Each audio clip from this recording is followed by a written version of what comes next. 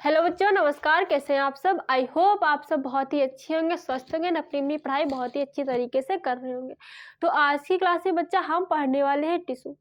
पिछली क्लासेस में हम सेल के बारे में पढ़ चुके थे। जिन भी बच्चों ने सेल चैप्टर नहीं पढ़ा है वो कृपया कर एक बार पढ़कर आएंगे, फिर इस चैप्टर को पढ़ेंगे, क्योंकि बेसिकली समझ में तो आ जाएगा लेकिन कुछ ना कुछ उस चैप्टर से इस चैप्टर की लिंक रहेगी, है ना। तो क्या ही जाता है, एक बार उस चैप्टर को आप सरसरी निगाह से देख लेंगे, यानी कि पढ़ लेंगे। स्पीड बढ़ाकर पढ़ लीजिए अगर आपको ज़्यादा दिक्कत हो रही है, टाइम वगैरह की प्रॉब्लम है तो।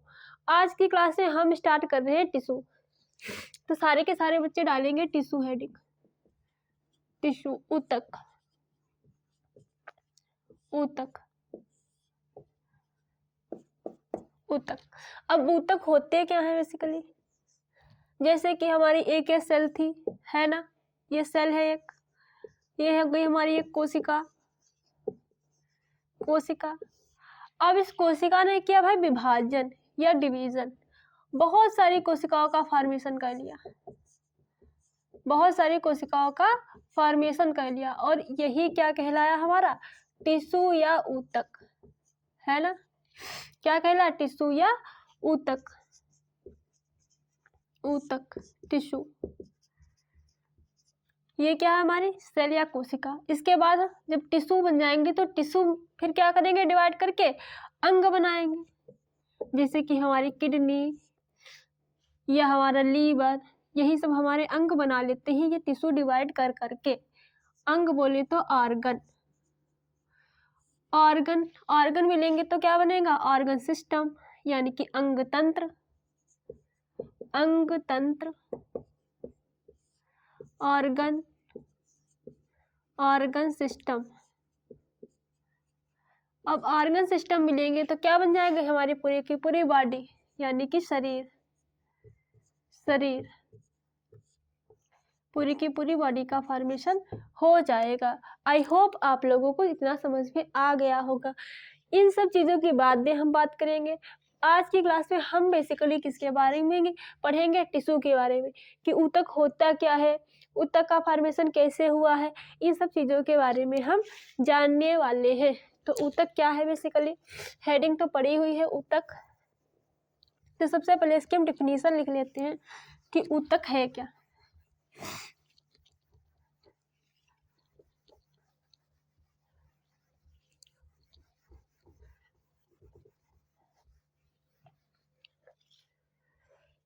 तो पहला पॉइंट लिखेंगे, संरचना में समान, संरचना में समान तथा कार्य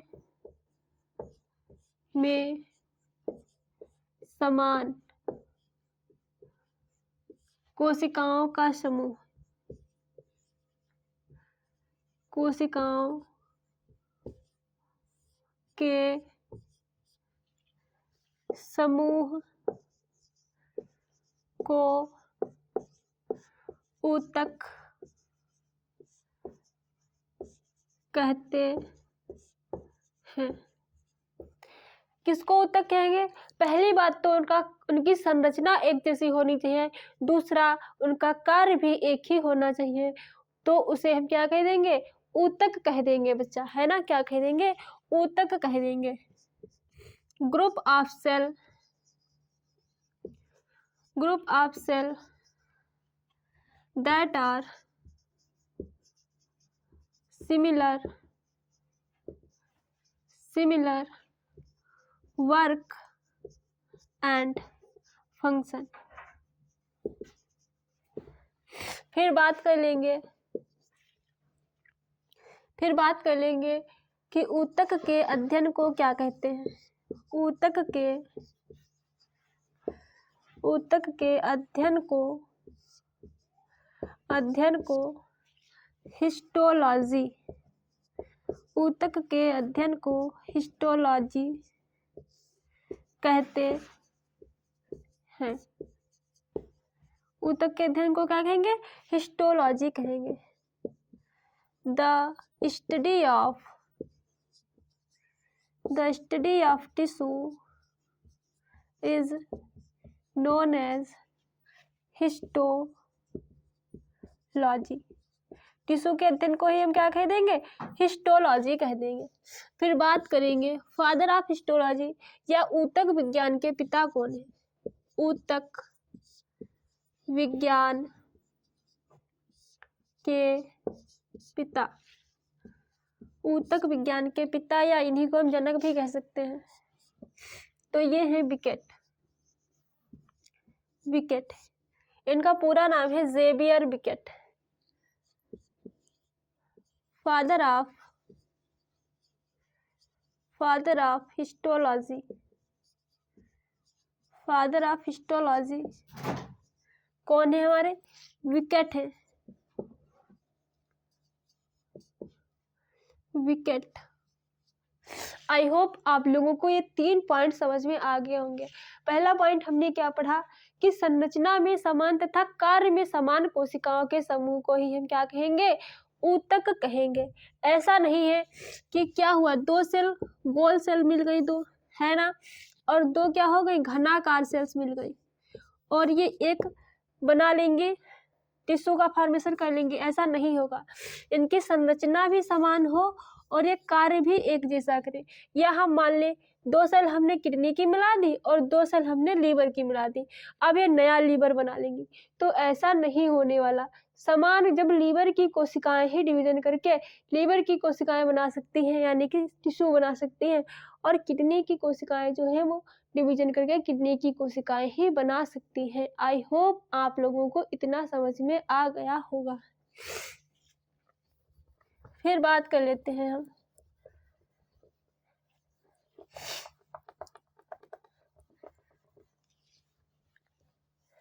टिश्यू होते कितने टाइप के हैं।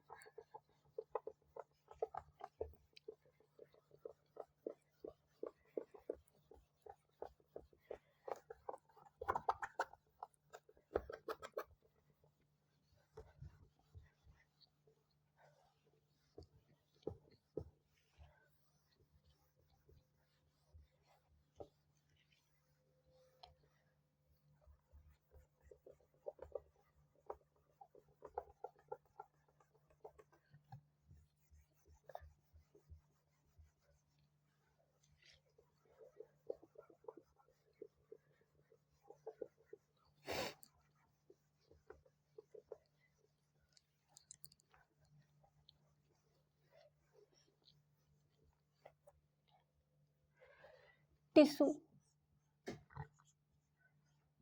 या ऊतक, ये बेसिकली टिश्यू या ऊतक जो है बेसिकली ये 2 टाइप के होते हैं। एक तो होते हैं हमारे प्लांट टिश्यू,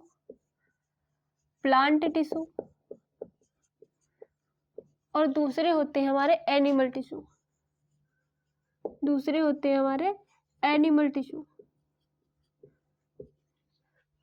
प्लांट टिश्यू को कहते हैं हिंदी में हम पादप ऊतक, एनिमल टिश्यू को हिंदी में कह देंगे हम जंतु ऊतक। प्लांट टिश्यू जो होते हैं बेसिकली 2 टाइप के होते हैं। एक तो होते हैं मेरिस्टेमेटिक और दूसरे होते हैं परमानेंट टिश्यू। लेकिन आज की क्लास में हम पढ़ने वाले हैं एनिमल टिश्यू। तो एनिमल टिश्यू को हम फर्दर 4 पार्ट से डिफरेंशिएटेड कर सकते हैं। पहला हो जाएगा हमारा उपकला ऊतक,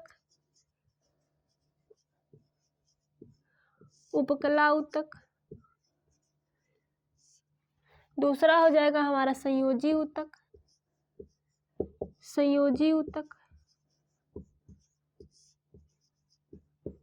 जैसे कि हमारा रक्त क्या है, एक संयोजी ऊतक। तीसरा हो जाएगा हमारा पेशीय ऊतक,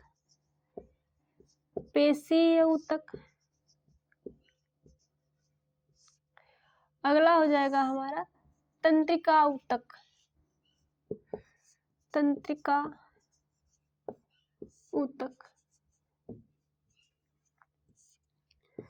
इसको कह देंगे हम नर्वस टिश्यू, इसको कह देंगे हम मस्कुलर टिश्यू,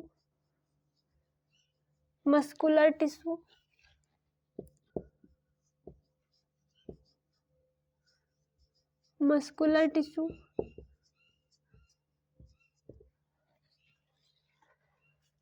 इसको कह देंगे हम कनेक्टिव टिश्यू, इसको कह देंगे हम कनेक्टिव टिश्यू, इसको कह देंगे हम एपिथेलियल टिश्यू, एपिथेलियल टिश्यू। इसका कार्य क्या है? जो हमारा उपकला ऊतक या एपिथेलियल टिश्यू है, ये क्या करेगा? प्रोटेक्शन देगा, सुरक्षा प्रदान करता है हमारे शरीर को।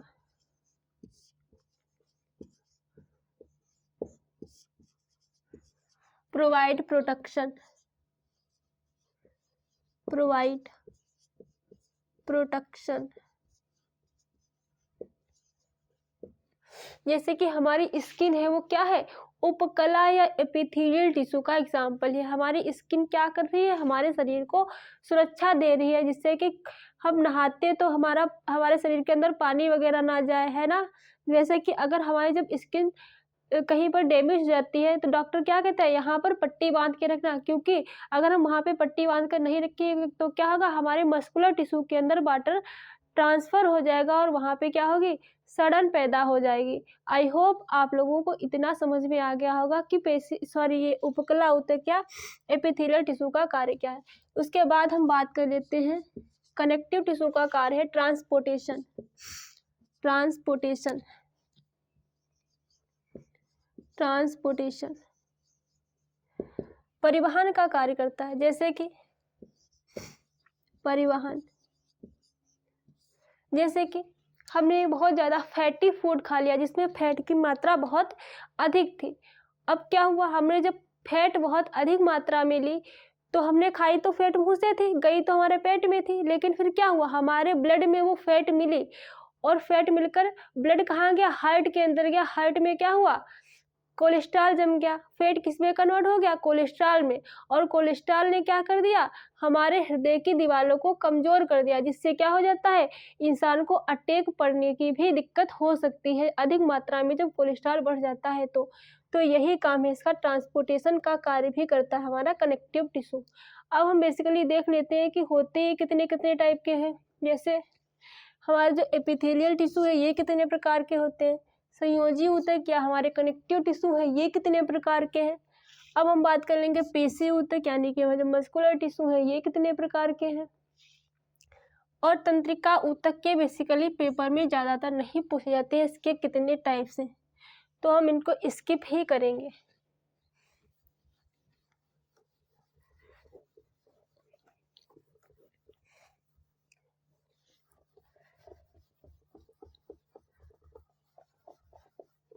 तो हम इसके टाइप देख लेते हैं एक एक करके। इसको मैं थोड़ा थोड़ा सा ऊपर लिख दे रही।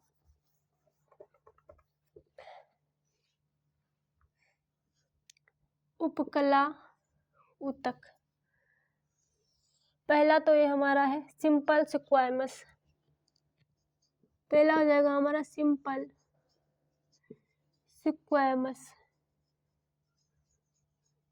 शल्कीय ऊतक, इसको हिंदी में हम कह देंगे शल्कीय ऊतक। नेक्स्ट हो जाएगा हमारा क्यूवाइडियल, क्यूवाइडियल टिश्यू। घनाकार ऊतक,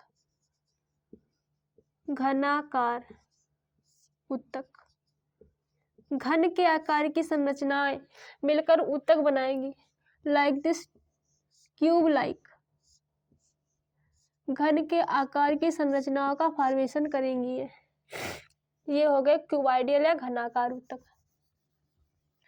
फिर इसके बाद हो जाएंगे हमारे कॉलुमिनार, कॉलुमिनार। कॉलुमिनार की बात करें तो इसको हम हिंदी में कह देते हैं स्तंभाकार। स्तंभाकार, स्तंभाकार की बात करें तो खंभे लाइक संरचनाएं होती हैं, लाइक दिस। ये खंभे की तरह की संरचनाएं होती हैं कुछ इस तरीके, स्तंभाकार टिश्यू होते हैं। इसके बाद आ जाते हैं हमारे स्तरित ऊतक या स्ट्रेटिफाइड टिश्यू। लास्ट वन हो जाएगा हमारा स्ट्रेटिफाइड टिश्यू। स्ट्रेटिफाइड टिश्यू, स्तरित ऊतक। इसके बाद बात कर लेते हैं कनेक्टिव टिश्यू की।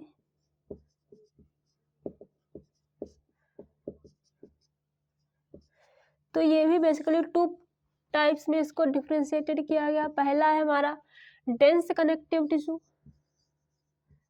डेंस। दूसरा हो जाएगा हमारा लूज। डेंस की बात करें तो इसको कह देते हैं कठोर ऊतक,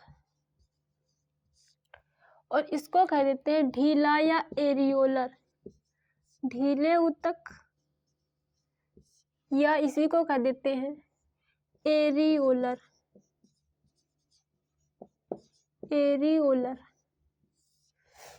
इसके बाद बात कर लेते हैं मस्कुलर टिश्यू की। मस्कुलर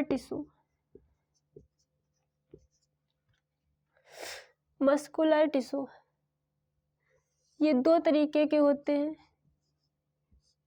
रेखीय और अरेखीय। पहला हो गया हमारा रेखीय ऊतक, स्ट्रिएटेड टिश्यू।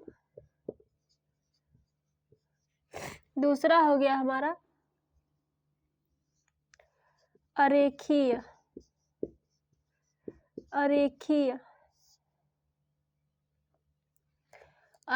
को हम बोल देते हैं अरेखीय ऊतक, यानी कि स्मूथ टिश्यू है ना। तो हमने देख लिया है कि टिश्यू जो हमारे एनिमल टिश्यू थे उनको कितने पार्ट से डिफरेंशिएटेड किया है। बेसिकली 4 पार्ट से डिफरेंशिएटेड किया है। पहला है हमारा उपकला ऊतक, दूसरा है हमारा संयोजी ऊतक, तीसरा है हमारा पेशी ऊतक, और चौथा है हमारा तंत्रिका ऊतक या नर्वस टिश्यू। उपकला ऊतक को बेसिकली हमने फर्दर 4 पार्ट से डिफरेंशिएटेड किया है। पहला है हमारा सिंपल स्क्वायमस या सल्की ऊतक, दूसरा है हमारा क्यूबाइडियल ऊतक या क्यूबाइडियल टिश्यू यानी कि घनाकार ऊतक, घन के आकार का है ना। तीसरा है हमारा कॉलुमिनार यानी कि स्तंभाकार या खंभे के आकार की संरचनाओं का फॉर्मेशन करते हैं ना। लास्ट वन है हमारा स्ट्रेटिफाइड टिश्यू या स्तरित ऊतक। फिर हमने बात की है संयोजी ऊतक की, यानी कि जो हमारे कनेक्टिव टिश्यू है इनको बेसिकली हमने 2 पार्ट से डिफरेंशिएटेड किया है। डेंस कनेक्टिव टिश्यू यानी कि कठोर ऊतक, एंड दूसरा है लूज यानी कि ढीले ऊतक, या इन्हीं को हम कह देते हैं एरियोलर टिश्यू। तीसरा है हमारा पेशीय ऊतक, इसको हम कह देते हैं मस्कुलर टिश्यू। और ये बेसिकली ये भी 2 तरीके के होते हैं, एक तो होते हैं हमारे रेखी यानी कि स्ट्रिएटेड टिश्यू, और दूसरे होते हैं हमारे अरेखी यानी कि स्मूथ टिश्यू। अब हम बात कर लेते हैं उपकला ऊतक की, एपिथेलियल टिश्यू की बात कर लेते हैं।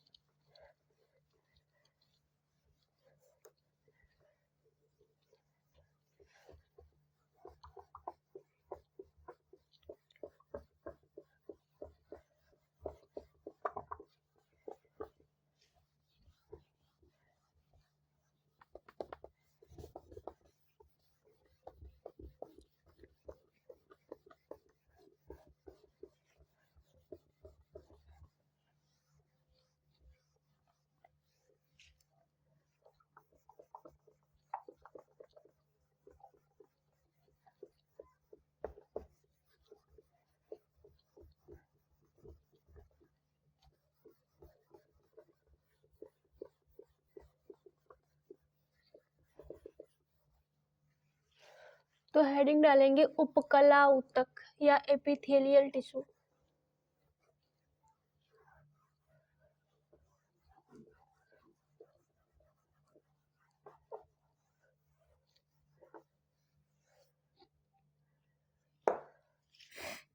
उपकला ऊतक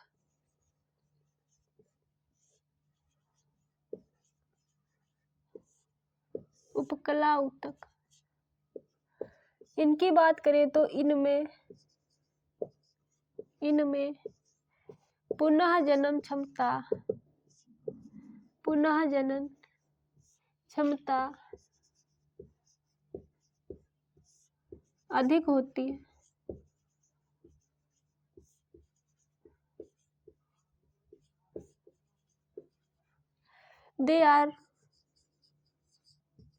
They are more regeneration power. जैसे हमारी स्किन है, हमें कहीं पे चोट लग जाती है तो क्या हमारी स्किन ऐसे ही पड़ी रहती है? नहीं, 2-4 दिन में वो अपने आप से उसकी जो सेल्स है वो डिवाइड कर कर क्या बना लेंगी, वैसी की वैसी स्किन का फॉर्मेशन कर लेंगी, है ना। तो इसकी मोर रीजनरेशन पावर होती है ना। जब मैं आपको सेल पढ़ा रही थी, अच्छा एक बात बताओ, जब मैं आपको सेल पढ़ा रही थी तो वहां पर बताया था ऐसा कौन सा ऑर्गन है हमारी बॉडी के अंदर जिसमें सबसे ज्यादा सेल डिवीजन होता है, मोर रीजनरेशन पावर होती है। जितने भी बच्चों को पता है वो सारे के सारे बच्चे कमेंट बॉक्स में एक बार बताएंगे कि सबसे ज्यादा रीजनरेशन पावर किस ऑर्गन में हमने आपको बताई थी, है ना। हाँ, किस में बताई थी? लीवर में। ठीक है, लीवर में बताई थी। ये क्या करते हैं? शरीर को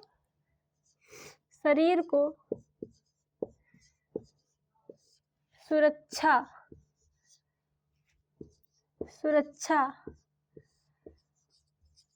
प्रदान करती है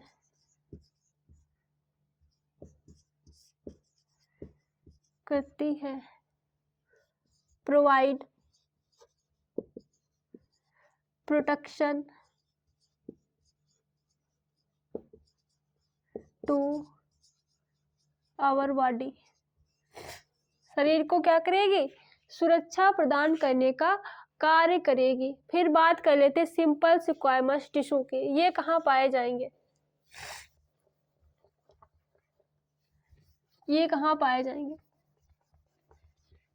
simple squamous tissue.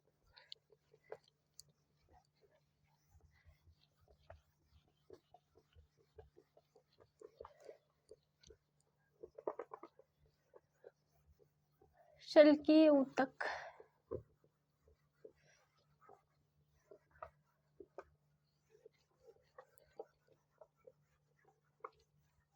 Simple squamous tissue.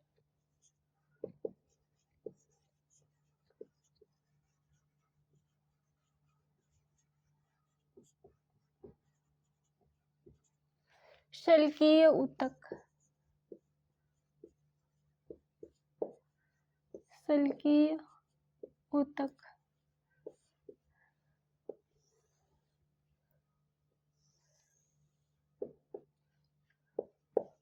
ये कहाँ पाए जाएंगे? Lining of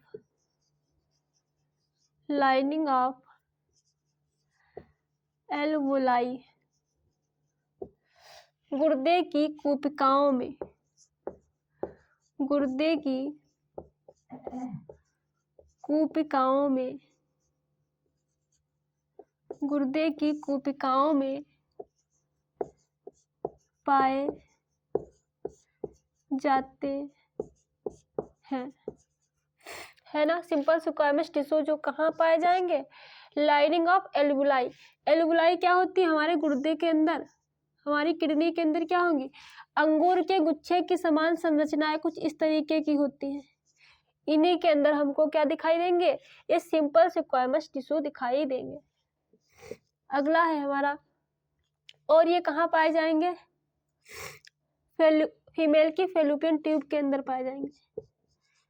female present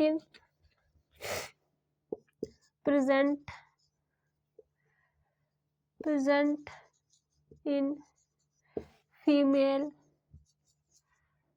fallopian tube.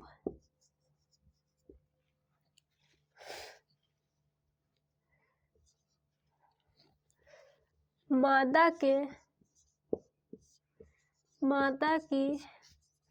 अंड निषेचित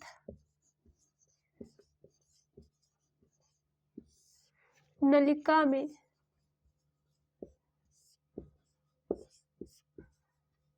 पाए जाते हैं।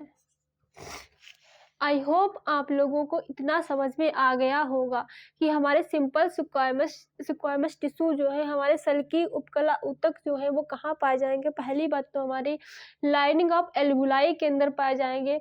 अंकुर के गुच्छे के समान जो संरचनाएं हैं गुर्दे के अंदर, वहाँ पर ये पाए जाएंगे। और कहाँ पाए जाएंगे, फीमेल की फैलोपियन ट्यूब की दीवारों में भी ये प्रेजेंट रहते हैं। आई होप आप लोगों को आज की क्लास समझ में आई होगी। धन्यवाद। इसके आगे की क्लास हम कल से करेंगे।